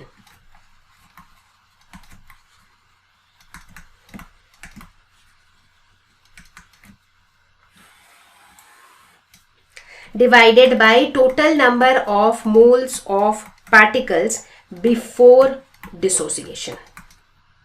तो ये कुछ ऑल्टरनेटिव वेज हैं to define van Hoff factor. ठीक है, और वैन टॉफ फैक्टर को हम इन कॉलिगेटिव प्रॉपर्टीज में भी इन्वॉल्व करते हैं। अब आप पूछोगे कि कॉलिगेटिव फैक्टर में ये कैसे आते हैं। देखो अभी तक हमने कॉलिगेटिव कितनी प्रॉपर्टीज पढ़ी हैं, हमने 4 कॉलिगेटिव प्रॉपर्टीज पढ़ी हैं, राइट। और देखो उन चारों में कैसे ये आता है। शुरू करते हैं relative lowering of vapour pressure से। उसको हम मैथमेटिकली कैसे डिनोट करते थे, lowering of vapour pressure with relative to the initial vapour pressure. ये था relative lowering of vapour pressure, जो कि किसके बराबर होता था, Chi2 यानी कि mole fraction of the solute, जिसे हम कैसे लिखते थे, number of moles of solute divided by number of moles of solute plus solvent. लेकिन डाइल्यूट सॉल्यूशन के केस में हम N2/N1 लिखते थे, number of moles of solute bye number of moles of solvent. लेकिन वैन टॉफ फैक्टर कहाँ आ जाता है, इसी के साथ हम I से मल्टीप्लाई कर देंगे to include van Hoff factor. उसी तरीके से अगर हम बात करते हैं एलिवेशन इन बॉइलिंग पॉइंट की, तो delta TB is equal to क्या होता था, KB इंटू M मोलैलिटी। यहां पर भी हम इंक्लूड कर देते हैं वैन टॉफ फैक्टर I को। उसी तरह जब हम डिप्रेशन इन फ्रीजिंग पॉइंट की बात करते हैं तो ये क्या होता था, KF इंटू M। यहां पर भी हम इंक्लूड कर देते हैं वैन टॉफ फैक्टर I। अगर बात करें ऑस्मोटिक प्रेशर की, pi is equal to CRT, यहां पर भी वैन टॉफ फैक्टर I इस तरीके से आ जाता है। तो देखो इन सारी कॉलिगेटिव प्रॉपर्टीज में इस वैन टॉप फैक्टर को हमने इंक्लूड क्यों किया? To account for the extent of dissociation या एसोसिएशन, कि भैया जितने हमें मिलने चाहिए उतना हमें नहीं मिल रहा है। वो क्यों हो रहा है? वो इसकी वजह से हो रहा है, इस आई की वजह से हो रहा है, and that's how we include this i. तो कई बार आपको न्यूमेरिकल्स पूछे जा सकते हैं जहां पर आपको वैन टॉप फैक्टर भी कैलकुलेट करने के लिए बोल दिया जाए। तो बच्चा पार्टी, इसी के साथ हम आ चुके हैं इस वीडियो के एंड तक, और उसी के साथ हम आ चुके हैं सॉल्यूशंस चैप्टर के भी एंड तक। तो हमने क्लास 12 केमिस्ट्री के सॉल्यूशंस को खत्म किया है 3 वीडियोस में, बट तीनों बिल्कुल धमाकेदार धांसू वीडियोस हैं जिनको देखने के बाद आपके कॉन्सेप्ट्स पक्का से हुए होंगे क्रिस्टल क्लियर। अगर आपके कॉन्सेप्ट्स हुए हैं क्रिस्टल क्लियर तो कमेंट्स पे जरूर लिख के बताना कि कॉन्सेप्ट हुआ क्रिस्टल क्लियर। मैं आपको जल्दी ही मिलती हूं अगले वीडियो के साथ, अगले टॉपिक के साथ, और आप तब तक प्रैक्टिस करते रहो, खूब मजे से पढ़ते रहो, and stay home, stay safe, take care, bye bye.